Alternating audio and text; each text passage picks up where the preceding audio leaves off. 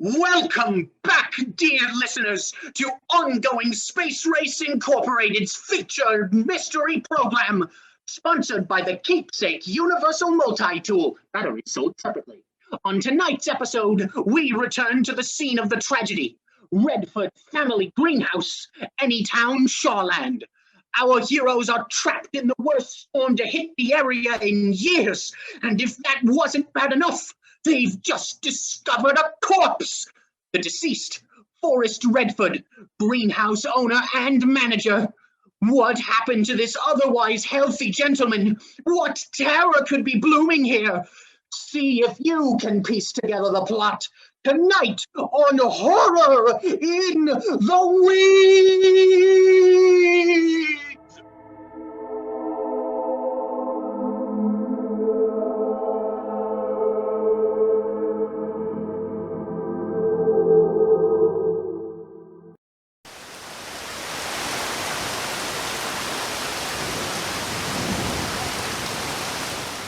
I just can't understand it. Forrest looked perfectly healthy.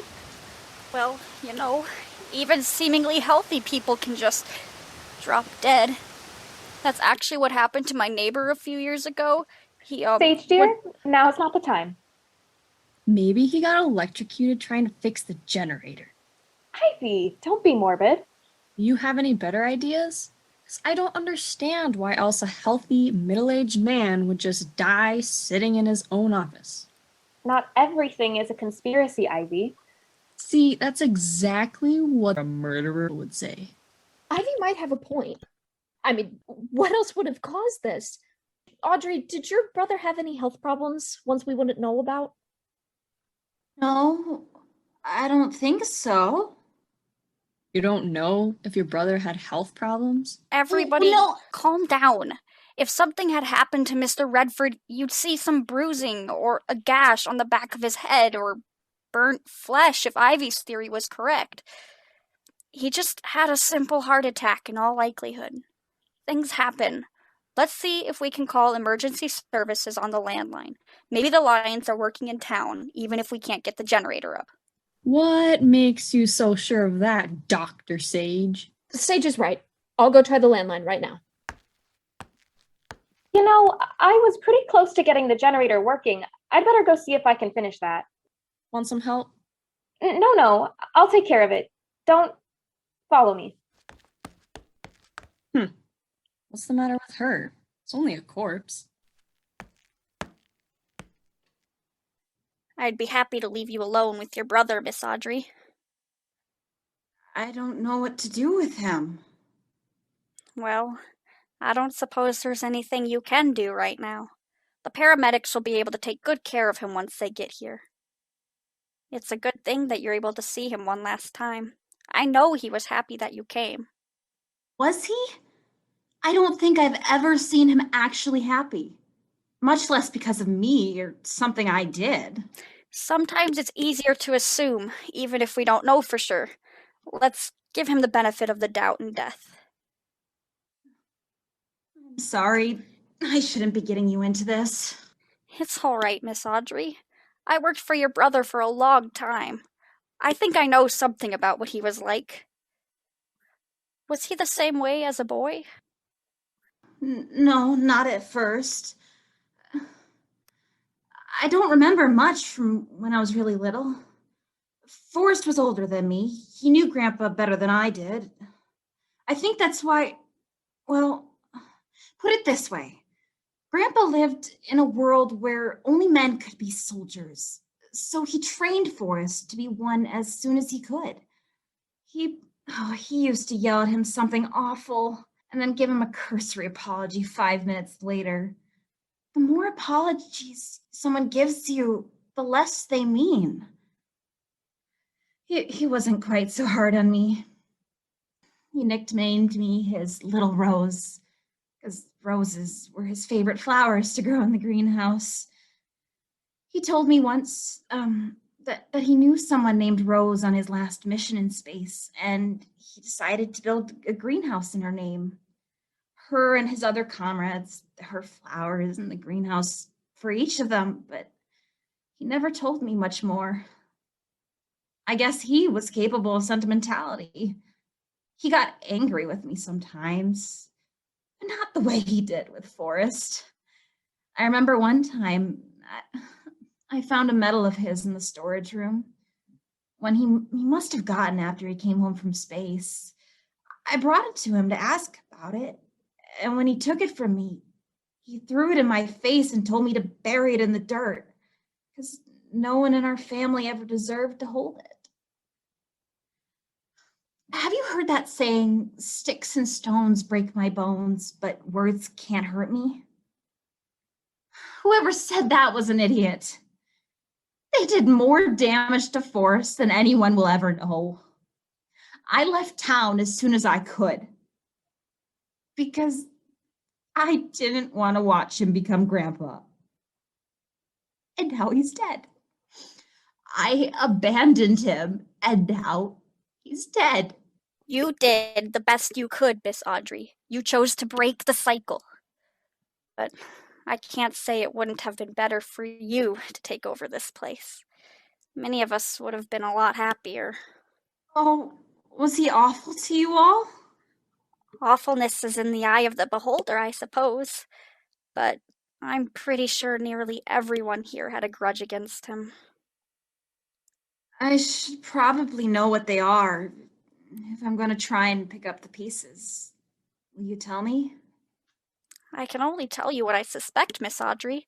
I, for one, was treated okay, and besides, I saw a man in pain, not an evil mastermind.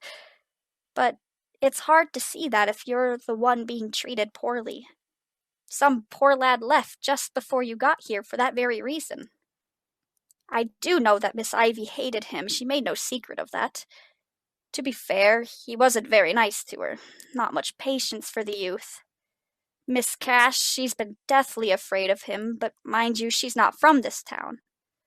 Miss Willow, that's another story. What did Forrest do to Willow? Unfortunately, I can't say for sure. I know they spent quite a bit of time together, but I always wondered if maybe Forrest was being untoward. Surely Forrest wouldn't do that. He may have been ornery, but harassing one particular person? No, I just can't see it. Or maybe I don't want to. Who knows? Maybe he got worse once I left. Oh, Forrest, what have you done?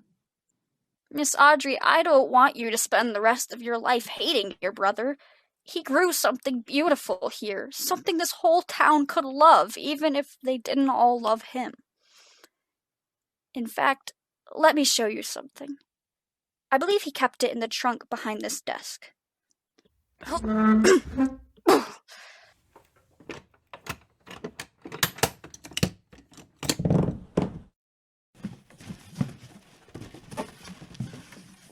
Yes, here it is, his collection of books.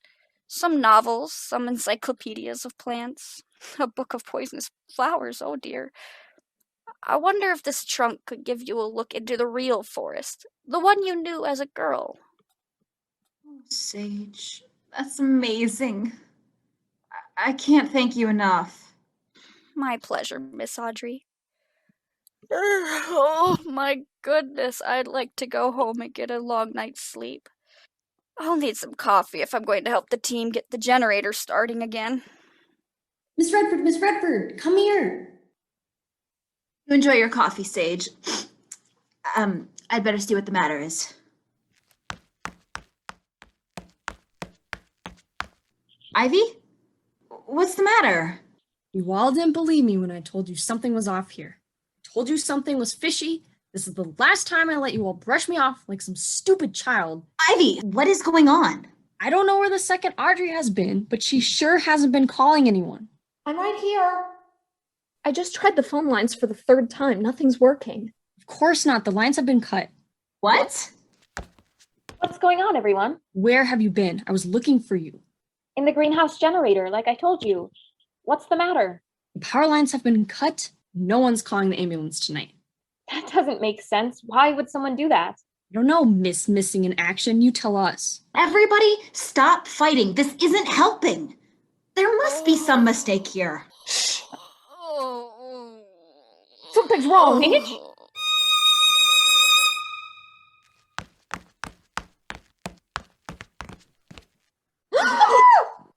Sage!